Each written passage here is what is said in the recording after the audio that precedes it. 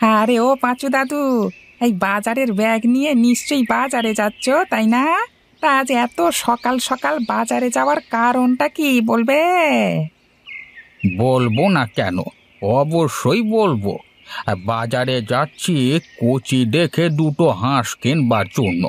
শীতকাল তো চলে আসছে, তা শীতের আগেই যদি একবার হাঁসের মাংস না খাই তাহলে যে আমি বাঙালি সে পরিচয়টা আর কি রইলো? তোরা ছোট মানুষ, ওসব তো আর তোরা বুঝবি না। হ্যাঁ, বয়স তো আর তোমার কম হলো না পাঁচু দাদু। বলি কি, এই বয়সে কচি হাঁস ছাড়া কি আর বড় হাঁস খেতে পারবে নাকি? হ্যাঁ, এই বড় হাঁসের মাংস যে শক্ত, হ্যাঁ, মনে তো হয় না তোমার ওই দাঁত ওই শক্ত মাংস ছিঁড়তে পারবে। আরে বাজে কথা বলিস না তো। যা যা, তুই তোর কাজে যা। আমি বরং বাজারে গিয়ে জলদি করে দুটো কচি হাঁস কিনে নিয়ে আসি। বেশি বেলা হয়ে গেলে আবার যে বাজারে হাঁস পাবো না, সব যে বিক্রি হয়ে যাবে। আচ্ছা আচ্ছা, ঠিক আছে দাদু, যাও যাও। তবে সাবধানে, হ্যাঁ সাবধানে হাঁসের মাংস খেও। হ্যাঁ, বুড়ো বয়সে যেন মাংস খেতে গিয়ে দাঁত না পড়ে যায়।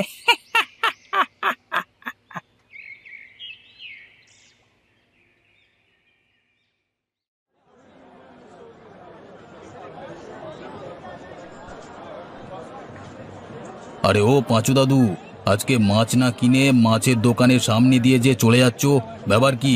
আজ বুঝি মাছ কিনবার টাকা নেই নাকি? আরে না রে না, মাছ কিনবার টাকা কেন থাকবে না? আজ আমি ইচ্ছে করেই মাছ কিনবো না রে। আজ যে আমার মাছ কিনতে একেবারেই ইচ্ছে করছে না। মাছ কিনতে ইচ্ছে করছে না পাঁচু দাদুর? আরে কি যে বলো না দাদু। আরে তুমি হলে এই গ্রামের মাছ খাওয়ার পটু। তোমার মতো তিন বেলা করে এই গ্রামের মোড়ল মশাইও এত মাছ খায় না যতটা তুমি মাছ খাও। আর আজ কিনা তুমি বলছো যে মাছ খেতে তোমার ইচ্ছে করছে না? বলি কি দাদু, তোমার আবার জট্টর হলো না তো? আরে ওসব তুই বুঝবি না রে। মাছ খেতে খেতে তো মুখটা একেবারে তেতো হয়ে গেছে। তাই আজকে বাজারে এসেছি দুটো কচি দেখে হাঁস কিনতে। সামনেই তো শীতের দিন, যদি তার আগে দুটো কচি হাঁস খাওয়া যায় তাহলে মন্দ হয় না। ওসব তোরা বুঝবি না রে, বুঝবি না। তুই মাছ বিক্রি কর। আরে বুঝবো না কেন, আলবাত বুঝবো। আরে তুমি হলে বুড়ো মানুষ, বুড়ো বুড়ো। তা বড় হাঁসের মাংস খুব শক্ত হয়। অত শক্ত মাংস কি আর তুমি খেতে পারবে? তাই তো তুমি কচি হাঁস কেনবার জন্য যাচ্ছ, তাই না? এই তো, তুই এবার তাহলে বুঝতে পেরেছিস। আচ্ছা, তুই তাহলে মাছ বিক্রি কর। আমি বরং ওই দিকে গিয়ে দুটো কচি হাঁস কিনে নিয়ে আসি।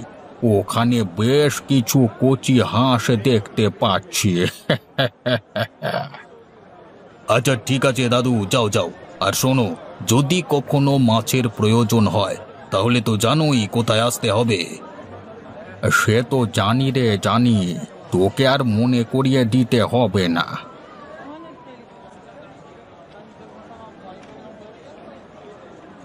এই যে বিক্রেতা ভাই, তা হাঁস কত করে বিক্রি করছো? কোনটা নেবে দাদু? এই বড় হাঁসগুলো না এই কচি হাঁসগুলো? বুড়ো হয়েছি তো, তাই বড় হাঁস আর খেতে পারবো না। ওই কচি হাঁসগুলো কত করে দিচ্ছ? এই তো এই কচি হাঁসগুলোর একটা নিলে 30 টাকা, আর দুটো নিলে 50 টাকা। আচ্ছা ঠিক আছে, তবে তুমি আমাকে দুটো হাঁসই দাও।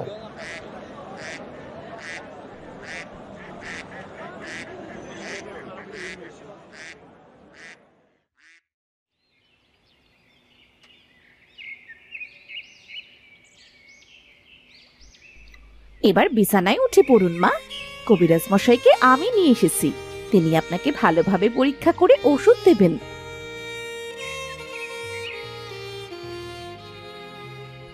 এটা অত বড় অসুখ নয়, তোমরা কোনো ভয় পেও না। ঠিক মতো খাওয়া দাওয়া করলেই এ রোগ সেরে যাবে নে। তবে তারপরেও আমি তোমাকে কিছু ওষুধ দিয়ে যাচ্ছি, এই ওষুধগুলোর পাশাপাশি কিছু পুষ্টিকর শাকসবজিও খেতে দিও। তাহলে দেখবে খুব তাড়াতাড়ি এই অসুখ সেরে যাবে। আসলে কথা হলো, এই রোগ ভালো হয় শাকসবজি খেলে। শুনলেন তো মা, আপনাকে কত করে বলি শাকসবজি দিয়ে বেশি করে ভাত খান, কিন্তু না, আপনি তো মাছ ছাড়া একবেলা ভাতও খান না। আরে বলো কি, মাছ? তাই তো বলি, এই রোগ কেন হলো তার। শুনুন বুড়িমা, আজ থেকে মাছ খাওয়া যাবে না, শুধু শাকসবজি খাবে না, নইলে কিন্তু এই রোগ থেকে ভালো হতে পারবেন না।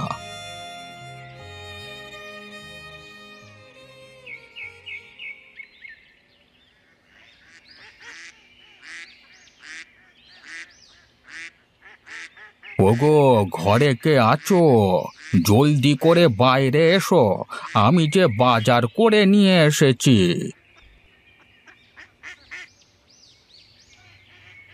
হ্যাঁ বাবা, এই তো আমি। বলুন, কি জন্য এত টাকাটাকি করছেন? ওই থেকে যে মা খুবই অসুস্থ। আরে দেখো বৌমা, দেখো, এই দেখো, বাজার থেকে কচি দুটো হাঁস নিয়ে এসেছি। এবার এই হাঁস দুটো আমাকে রান্না করে দাও তো। সামনেই তো শীতকালের দিন চলে আসছে, তার আগে যদি হাঁসের মাংস কষা খাওয়া যায় তাহলে তো মন্দ হয় না। কিন্তু বাবা, হাঁস আমি কিভাবে রান্না করব? ওই থেকে যে কবিরাজ মশাই মাকে শাকসবজি দিয়ে খেতে বলেছেন, আর এখন যদি শাকসবজি রান্না না করে যদি হাঁসের মাংস রান্না করি, তাহলে তো মা এই হাঁসের মাংসই খেতে পারবেন না। কি সব বলছো বৌমা? কবিরাজ মশাই তাহলে তোমার শাশুড়িকে শাকসবজি খেতে বলেছে? কিন্তু তোমার শাশুড়ির তো হাঁসের মাংস খুবই প্রিয়। হাঁসের কষা মাংস দেখে কি আর সে অসুখের কথা মানবে? দেখো বৌমা, তোমার শাশুড়ি অসুখের কথা না মেনে হাঁসের মাংস খাওয়া শুরু করে দেবে। এই কথা আমি আগেই বলে রাখলাম, তুমি দেখে নিও। কিন্তু বাবা, কবিরাজ মশাই তো বলেছেন তার যেই অসুখ হয়েছে সে এইসব মাংস খেতে পারবে না, তাকে শুধু শাকসবজি খেতে হবে। ও সব পরে দেখা যাবে। নাও বৌমা, নাও, তুমি বরং এতক্ষণে গিয়ে জলদি করে হাঁস দুটো কষিয়ে রান্না করো তো। আহা, আজ কতদিন পর হাঁসের মাংস খাবো। আমি বরং ততক্ষণে গোসলটা সেরে নি, কেমন?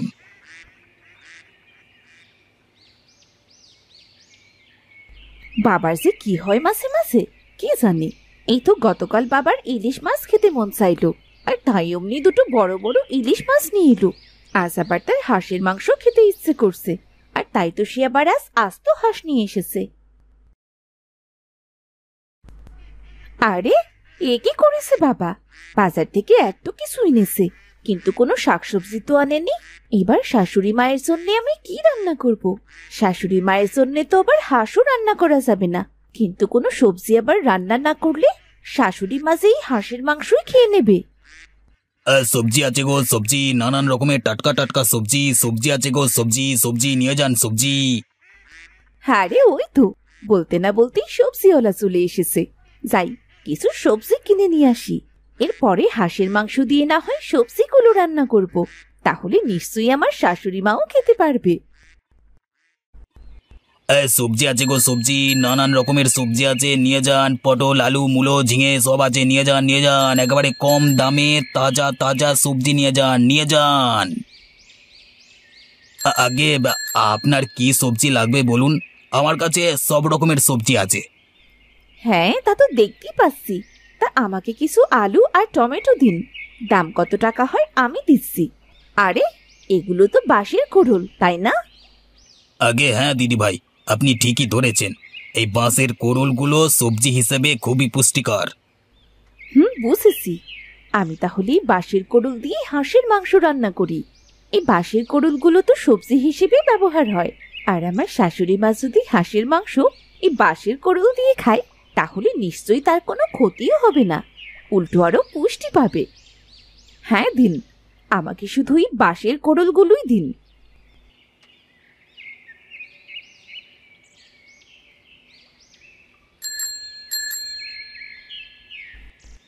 আরে ও বৌমা, কোথায় গেলে? রান্নাটা কি হলো নাকি? আরে হাঁস রান্না হয়ে গেলে জলদি করে নিয়ে এসো, আমার যে আর তর সইছে না গো।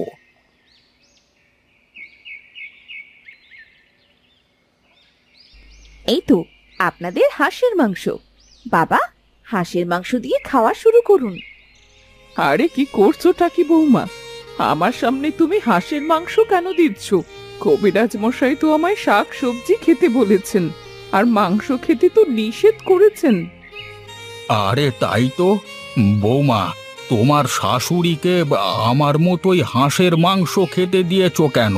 তার জন্য অন্য কোনো কিছু রান্না করনি? ছি ছি ছি ছি বৌমা, শেষে কিনা তুমি এরকম হয়ে গেলে, এটা ভাবতেই কেমন যেন লাগছে। তোমাকে আমরা কত ভালোবাসি, আর তুমি কি না? আরে আপনারা দুজনেই থামুন, আগে হাঁসের মাংসের তরকারিটা তো খেয়ে দেখুন। এগুলো আমি বাঁশের কোড়ল দিয়ে রান্না করেছি, আর বাঁশের কোড়ল সবজি হিসেবে খুবই পুষ্টিকর। তাছাড়া কবিরাজ মশাই তো আপনাকে সবজি খেতে বলেছেন, তিনি কখনোই বলেননি শুধু মাংস খেতে। আর তাই আমি আপনার জন্য সবজি দিয়ে মাংস রান্না করে দিয়েছি। এবার এগুলো দিয়ে নিশ্চিন্তে খেতে পারেন। দেখো গিন্নি, দেখো, এই না হলো আমাদের ছেলের বউ। আমার বড্ড ভুল হয়ে গেছে বৌমা, আমায় ক্ষমা করে দাও। আমি অল্পতেই তোমায় খারাপ ভেবে ফেলেছিলাম, কিন্তু তুমি আমার জন্যে বাঁশ দিয়ে হাঁসের মাংস রান্না করেছো, আমি বুঝতেই পারিনি।